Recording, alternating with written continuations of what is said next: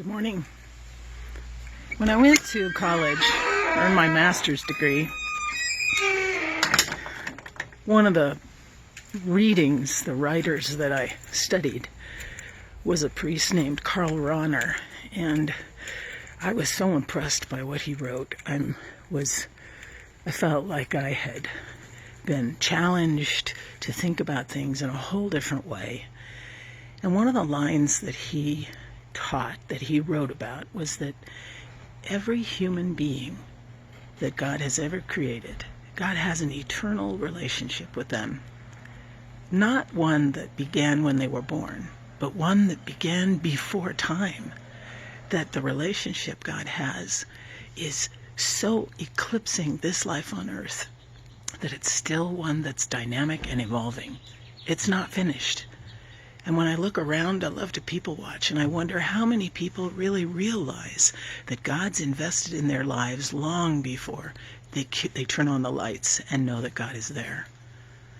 It reminds me of a time when I lived at Big Bear Lake, and I ran the parish program, the religious ed program at the parish. And one night we were teaching middle school and high school, and I heard a lot of commotion. The doors were slamming, and opened my door, and there was a 7th grade kid running down the hall, slammed the door, jumped in his mom's car, and ran off. And they drove off.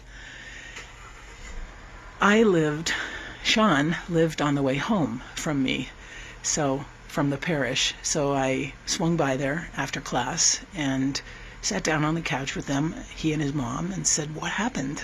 Tell me what happened." And he said, I just don't like that teacher. He does not respect me. And until he earns my respect, I'm not going to respect him. Now, a lot of us might nod our heads at that and say, yeah, that's pretty good. That makes sense. But on the other hand, I would think that we're called not to end with respecting people after their behavior has earned it, but that we would start there. Especially when I think about what Karl Rahner wrote, right? This sense that this eternal relationship that God has with all humanity is the basis and the foundation of our interaction with one another. This fact that I don't know everything there is to know, and I may not like them, I may not like their politics, I may not approve of their behavior, they may not respect me, and yet we're called to that. In fact, God pushes us even further and says not just to respect those with whom we share the world, but to love. That I would love my neighbor because God loves. That's it, period. That's the bottom line. I would respect and love my fellow human being because God loves them. We've experienced a lot of terrible things in this country over this last week. Death, murder, violence, riots, vandalism, evil mischief, people taking advantage of terrible situations and hijacking causes for their own. We may feel pretty comfortable about where we stand on what's happened. We've seen it unfold on the news and read it in the paper and seen it online and just kind of come to a conclusion. And yet, I think we are called to reconsider the fact that every single person we saw in those images is loved by God, mysteriously, eternally loved by God. So it's not that easy, really. I don't get to write off people because as a believer, I'm called to more. I'm called to let God have the last word. To build my life on what God sees in the individuals, not what I do.